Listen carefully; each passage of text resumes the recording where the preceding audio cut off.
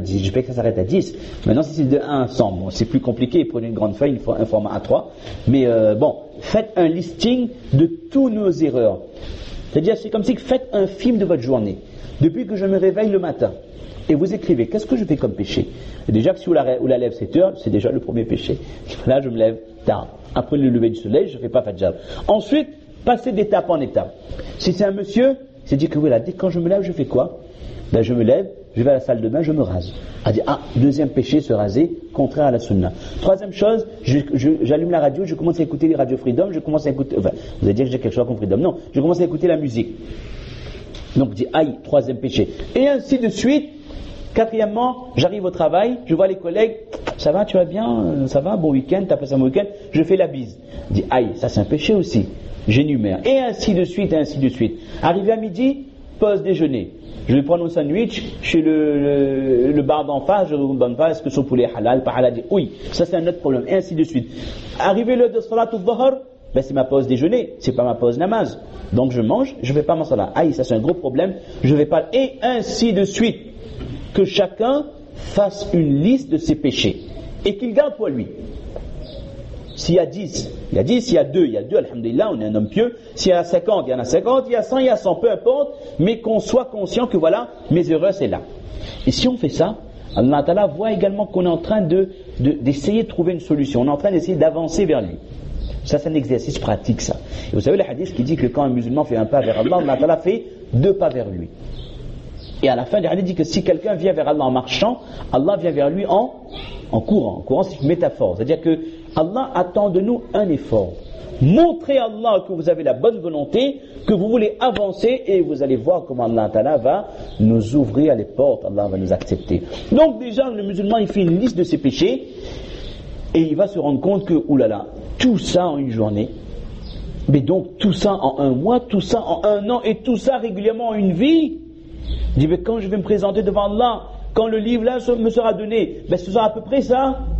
Là j'ai déjà une petite idée du livret de compte qui me sera remis. Il dit, gros problème ça. C'est un gros problème. Et donc, premièrement, il va prendre conscience qu'il fait des péchés. Et l'objectif c'est quoi? C'est qu'il va essayer d'énumérer, de cocher les priorités. Tel péché, je vais essayer d'y remédier. L'objectif c'est de trouver une solution. Comment arrêter tel péché? S'il y en a 4 ou 5, on peut essayer de les arrêter tous en même temps. S'il y en a 100, on ne peut pas tout arrêter en même temps. Enfin, on aimerait, mais on ne peut pas devenir parfait du jour au lendemain. Sauf si Allah nous accepte. Mais essayez de trouver une solution à chaque péché. Si mon problème, là on parle aux jeunes, si mon problème c'est la bise aux filles à l'école, c'est trouver la solution. C'est quoi la solution? Dès la rentrée, là on est en vacances là, dès la rentrée, c'est une nouvelle année scolaire qui commence. Quand on commence, je passe en première, je passe en terminale et tout. Des nouveaux amis, nouvelle classe, nouveaux amis. En général, on change de classe. Dès le départ, on fixe des règles. Quand il y a des filles qui viennent et te disent, écoutez, bonjour, tu vas bien? Je vous dis dès le départ, je suis musulman. Voilà, c'est une fille, je suis musulmane. On va être amis, pas de souci. Enfin, amis aussi, au moins, ok. On va être amis, on travaille, on est dans une même classe, mais je ne fais pas la bise. C'est dès le départ. On annonce, on met en garde, on prévient. Je vous assure que ça marche. Et ça marchait pour nous. On était au collège, Juliette de Dieu, on était au lycée, le Comte de Lille, on a passé le bac, on a été à Oumoufia, à l'université, jamais eu à faire la bise à quiconque. Pourquoi? Parce qu'on expliquait au début de l'année, dire que voilà, si vous le faites au cours de l'année, toute l'année, pendant 2 trimestres, vous faites la bise aux filles ou aux garçons, et que tout d'un coup, il ne me fait plus la bise. Il dit, quand on fait ça, on l'a mis Sauvage, on l'a mis Ben Laden, que ça fait l'âme de Ben Laden, la monture, on ne comprend pas. Ou alors les gens vont dire que oui, c'est un mal élevé, il est mal poli. Parce que les gens, ils ne savent pas qu'on ne fait pas la bise. Pour eux, il n'y a rien de mal dedans. Mais nous, on sait que c'est pas bien. Donc, dès le début de l'année, on explique quels sont nos principes. Et vous allez voir que, Inch'Allah, vous n'aurez plus à le faire. Et les gens vous respecteront. Dit que lui c'est quelqu'un qui a de la personnalité. Enfin, tu dis ça pour draguer non plus, mais lui, il sait il a des principes. Et les gens vont respecter ce principe. Donc là, on a cité un exemple. La bise à l'école ou au travail, ça peut être au travail aussi, donc fixer les règles. Et j'ai un ami qui travaille, je ne vais pas vous dire où, mais un truc gouvernemental, quelque chose de très grand. Il est ingénieur, cadre A, et il m'a dit que il faisait la bise à tous ses collègues, mais alhamdulillah, Allah lui a donné tawfiq, peu à peu, il a commencé à fréquenter la masjid, garder la barbe, et maintenant, il est de plus en plus proche, alhamdulillah, de la religion.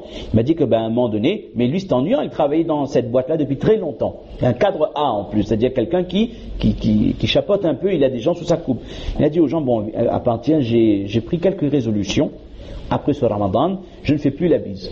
Et les collègues ont accepté. Il m'expliquait il y a quelques jours, il me dit que même quand il y a une stagiaire, il y a des stagiaires qui viennent, qui parlent, et les personnes qui encadrent les stagiaires disent que, oui, mais monsieur Untel, lui il fait pas la bise, hein, je te préviens, ça c'est ton cadre, c'est ton patron, il fait pas la bise. Et donc, il m'a dit que maintenant c'est fluide, ça se passe normalement. Bref, c'était un exemple, pour qu'on comprenne que pour tout péché, il y a une solution. Si mon problème c'était l'alcool, là on va un peu à l'extrême, mais comment arrêter? Déjà durant le mois, on ne boit pas. En état de jeûne, on ne boit pas. Qu'arrive le soir, après la salat tarawih, ils disent pas, c'est rare, enfin quasiment pas un musulman qui retourne vers la boisson le soir, non. Donc moi j'ai pas bu, j'essaie de garder la bonne habitude. Je ne fréquente plus les endroits où on vend de l'alcool, je ne vais plus dans les bars avec mes amis, et j'essaie de m'éloigner des groupes d'amis qui ont l'habitude de boire, qui me poussent vers la consommation d'alcool, et ainsi de suite. Si mon problème, parmi la liste de péchés, le péché numéro 9, papa, maman, big problem, entends pas, j'ai 18 ans, j'ai 19 ans, problème clash entre moi et mes parents permanence, ou alors, j'ai 25 ans, 26 ans, jeune marié, problème, parce que le belle-mère, il est sous la main, il essaie de dire moi comment il faut mettre mon ménage et tout, j'ai problème avec mes parents parce que je suis un jeune marié, ou alors, j'ai 35 ans, je suis père de famille, mais j'ai des problèmes avec mes parents parce qu'ils essaient d'entrer dans l'éducation, ils essaient de m'influencer dans la manière d'éduquer mes enfants. Bref, dans toutes les étapes de la vie, parfois on peut avoir des problèmes relationnels avec les parents. On peut avoir, mais on n'a pas le droit d'avoir.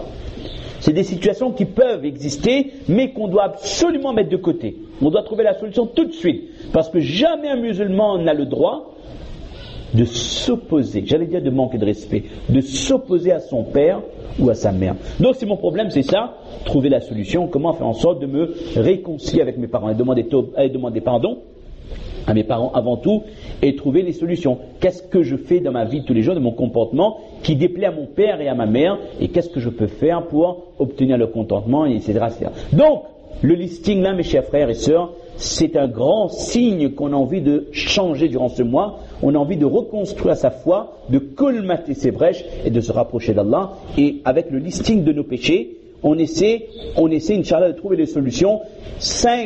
Même si tous les ans on arrive à arrêter 5 péchés, mais en 5 ans de Ramadan, ça nous fera 25 péchés. Il est possible qu'en disant, alhamdulillah, on n'a plus vraiment de péchés quotidiens. Ça, c'est extrêmement important. Donc la première feuille, les devoirs à faire à la maison, c'est le listing de péchés. Et ensuite, prenez une deuxième feuille, les objectifs à atteindre. Dites-vous bien que je dois avancer. Chaque Ramadan, je dois avancer, faire quelque chose en plus que je vais garder tout le temps. Ça peut être simple, hein. Vous savez, c'est pas des choses extraordinaires. Je ne vais pas vous dire que faites le tahajjud toute la nuit. Je veux dire que maintenant, à partir de ce Ramadan 2012, tous les jours, je vais faire 2 rakats de tahajjud. Pas 12, 2. C'est-à-dire je me réveille 20 minutes plus tôt, fais mon wudu, je fais 2 rakats de tahajjud et un peu de doigt. Ou alors, autre objectif possible, qu'à partir de cette année, parmi mes objectifs, c'est, je sais pas moi, ça peut être quelque chose de simple, je ne vais plus gaspiller de l'eau. Tout bêtement. Quand je fais le wudu, quand je me brosse les dents, quand je prends mon bain, etc., ça c'est quelque chose de haram, le israf également. Je fais en sorte d'économiser, parce que c'est quelque chose qui déplaît à Allah. Ça peut être une action réfléchie ou une action moins compliquée, mais il faut essayer d'avancer. Parmi mes objectifs, à chaque fois que je rencontre un musulman, je dis Assalamu alaikum en souriant. Parce que c'est un devoir. Et deuxièmement, c'est une sadaqa. Ibtisamuka fi wajhi akhika sadaqa. Bien sûr, avec les monsieur avec monsieur, dame avec dame. C'est pas, on va pas faire n'importe quoi non plus. Comprenez pas d'autres sens. Donc, ça peut être un des objectifs que je me fixe. Ou alors, autre objectif qu'à partir de ce mois de Ramadan, tous les jours, je donne 20 centimes en sadaqa. À chaque fois que je passe près de la boîte aux lettres de la masjid, chaque jour je mets 20 centimes. J'ai pas dit 20 euros, 20 centimes ou 10 centimes. Bref, que tous les jours je donne quelque chose dans le chemin d'Allah. Mes chers frères, essayons et chères sœurs, essayons de nous fixer des objectifs afin que d'année en année on progresse et on avance dans notre chemin vers Allah. Qu'Allah nous accepte.